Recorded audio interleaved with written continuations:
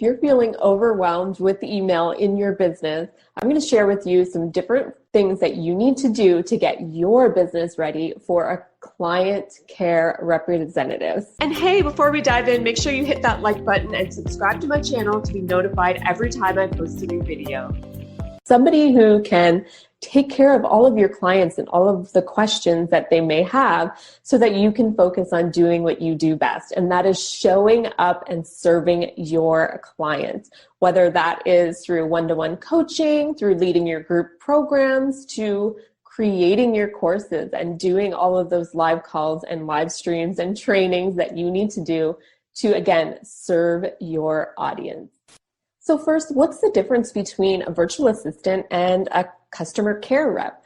Well, there really may not even be a difference because that's just what we refer to the role in my company as. So they are dedicated people who only focus on serving my customers and clients, and they don't do anything else. Their entire job is to be in the customer support desk and in the email and in Facebook messages and all of those things where customers and clients may reach out to us with questions or need help with something. And so that's what they do. So that's just really a role that they can play in the business. But if you're just getting going, then you can definitely have a virtual assistant who may do customer support for you, plus she may be doing a bunch of other different things in your business. But as your company grows, then you may want to make sure that you are looking at bringing someone in who is only going to be responsible for taking care of your clients, because that can really add up to a lot of hours over the course of a month. And if they are overwhelmed with taking care of your customers, taking care of your clients, and doing all of these other things, then that's when things start to slip through the cracks and you have deadlines being missed, clients not getting their emails answered, not getting the support that they need, and that's not a very good thing for your business, right? So over time, you can look at having someone who is specifically dedicated to providing customer support. But for right now, if you're just getting going, then you can have a virtual assistant who does customer support, takes care of your inbox, and does a lot of other things for you as well. So one of the things that I really want to stress here is that do not wait. Get started right away. Don't wait until your business is really big and complicated before you start outsourcing customer support. When you start small, with maybe even just a couple of hours where your assistant is, answering questions in your inbox or in your support desk or answering Facebook messages or Instagram DMs and really supporting your people through those various channels, she is going to slowly learn how to support your clients for you. She's going to learn what all of the common questions are that they have, and she can begin to develop your documentation, like your frequently asked questions page on your website or in your support desk. For instance, I use Zendesk in my business, and we can set up a frequently asked questions area there so people can easily go and see if there's already an answer to their question there. So again, she's not going to be coming into a business that is big, has multiple products, multiple programs, thousands of customers and clients, and you have just all of this stuff going on, and then you trying to teach her what is the difference between all of your different products and programs and membership sites and what all of those different things entail, what they all come with, what are the price points for those, how does she even begin to support your customers and clients for all of those different things. And she is going to be overwhelmed with the massive amount of questions that are going to be coming in, with a massive amount of support that is required, for instance, getting people their downloads, processing refunds, and doing all of those things that are associated with customer service. And so again, when your business is fairly small, then she can grow with you as you begin to add new products, add new programs into your whole company. And so she's going to be able to grow with you and slowly learn all of the things that she needs to do to take care of your audience. She can build up your documentation for you about how do you process a refund? What is the standard operating procedure document for that? What is step 1? What is step 2? What does she have to do to make sure that whole process is done? And so as she's doing that, she can begin to build, like I said, build out your documentation for you for your business. So that is a big, big thing. So what do you need to do when obviously you're getting your business prepared to bring someone on? You've decided that, yes, I need help in this area. So one thing that you can do is to start the process of creating some of the documentation. So what are the common questions that people have that you're answering in your inbox? Maybe you get a lot of the same questions over and over and over again. And so you can write those down.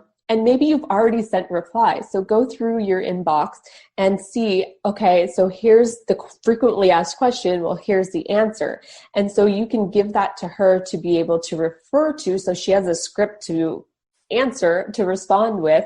And then, like I said, she can slowly build on that over time as new and different questions start to come in. There's going to be a lot of back and forth at first. I mean, training someone to do your customer service is probably the most challenging and the most in-depth thing that you will ever do when it comes to training team members, because there's just so much that goes into it and so much information that your assistant needs to know. Not only does she need to know how to answer questions about your business, about your different programs, but she also needs to understand the systems that you're using.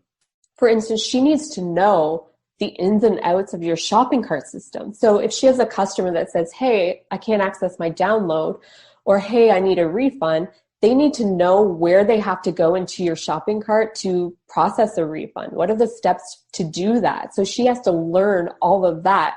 And so that goes back to another thing that you might need to create training around, is to how to do that. So you could record a video or put together a step-by-step document that walks her through the process. For instance, log in here. When you're logged in, click on this. Then you're going to go, and this is the process for, doing that refund. Or maybe it's through PayPal or through your merchant account like Stripe. Where does she have to go to do all of that? And so that's some of the documentation you can start thinking about putting together for her. And then, like I said, if you start when you're small, you're going to slowly grow over time, and she can take over a lot of the creating of the documentation as new things come up. But training is going to be a big, big thing that you're going to have to do when it comes to onboarding someone into your business to take over your customer support.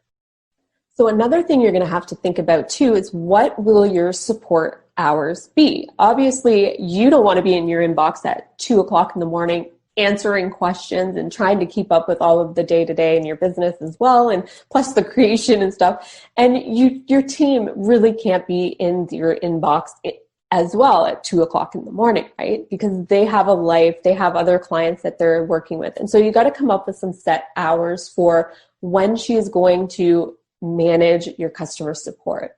So in my business, we do Monday to Friday, 8 till 5 p.m. Eastern time. And we are closed weekends and holidays. That way, people, and we have that on the support desk. We have that on the emails when they send us the information. We have it on download emails if they need to reach out to us. If it's the weekend, they really can't expect a reply because nobody's going to be available to answer. So, you have to remember that you and your team members are humans. You're not bots. You can't be working 24 hours a day, 7 days a week. I mean, you're just, again, a small business, and you're just trying to, you're just human. You can't be available 24 hours a day. And so if you set clear boundaries around when you are going to be supporting your clients, they're slowly going to learn that, if I send an email on a Saturday, it's going to take a couple days. I will get a response, but I'm not going to get a response right away because the business is closed. It can be really challenging because when we think of online businesses, we've come to learn that, they're open 24 hours a day. I can buy 24 hours a day, right? Like if they were to buy a course, they could buy it at 3:00 in the morning, get the downloads and start diving in, but they can't get support because it's a real human involved. It's not just an automated system where they sign up, they process, they get access to the downloads, right? And so it can definitely be a challenge in some ways to have a boundary around when you are going to be providing support. And so when you decide on that, then you can look at making sure that that information is everywhere. When people send an email to you, for instance, when people reply to an email that they might get from my shopping cart system, where, for instance, I'm sending a promotional email about something that I have available, and they reply to that, it's going to go to the support desk. It's going to automatically create a ticket in there, and it's going to shoot back a reply to them, saying that, hey, we got the information, and here's our support desk hours. And that way they know, okay, so they got my email, and so I'll hear back from them soon enough, right? And then they have a way to access that. And so you want to make sure that information is in those places. If you have a contact page on your website, post your days and hours that you are responding there, so people begin to learn when to expect a response from you. Because again, you can't be available 24 hours a day, right? Okay, so another thing that you want to think about is, what tools are you going to use? Are you going to use a ticket system like Zendesk? Are you going to have just an email inbox? Are you going to be offering live chat? Are you going to have phone, voicemail? So you need to think about all of the tools that you want to make available to your audience and like how they can reach out to you. Most commonly is an email, a support ticket.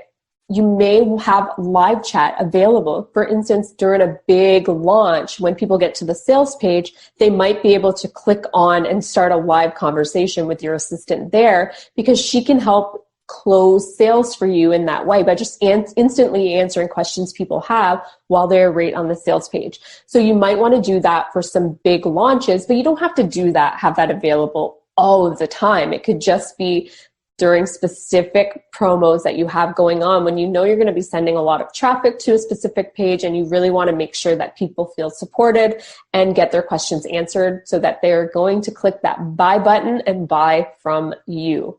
And then another thing that we kind of already touched on is documentation. Having a lot of documents created for all of the different kinds of questions that come into your business from people, how people access their downloads, how you manage refunds, how you answer questions when somebody just wants a random discount from you, or if somebody comes to you with a big sob story about, with their whole life situation and how they just really can't afford something right now and they want to get access to your paid programs for free or at a big discount.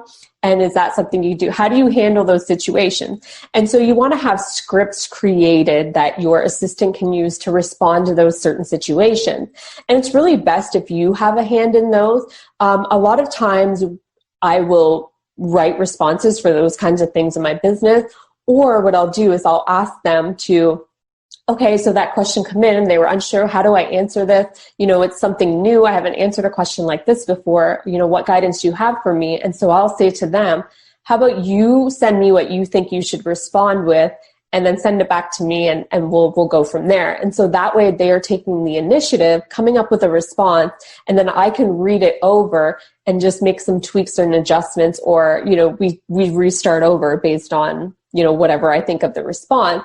But I really want them to think about, okay, what would be the best way to answer this? And so that way I'm not spending a lot of my time sitting down trying to respond to all of these things. If I can get my team member to take the initiative on that, to do a bulk of the work, and then just come back to me and I can make little tweaks and changes to the response based on what I want to do with that. So again, documentation is huge for your business, and it's going to make it so much easier down the road if you want to bring on someone else. So for instance, for my one business, we have 2 client care reps. They both work the desk Monday to Friday, and they alternate hours. So for instance, we'll have one team member, she starts off in the morning, then the next team member takes over a couple hours after that, and they just alternate throughout the day from 8 till 5. And that way we've got 2 people in there, and it's really great because if someone wants to go on vacation, for instance, we had this come up a couple months ago where one of our team members wanted to go away for a week, and so the other one was able to just take over the desk full time for that whole entire week while she was on vacation. And then the other team members, she had a family emergency crop up. And so we always had someone, they were backing each other up, right? And so that way we weren't just left with no one to do anything. We had that backup in place. And then they're sharing the workload, because depending on different things that we have going on throughout the year, the support desk can get very, very busy with a lot of questions about different things that we're launching. And so it's really good to kind of have 2 people in there and really sharing that workload instead of just putting it all on one person's shoulder.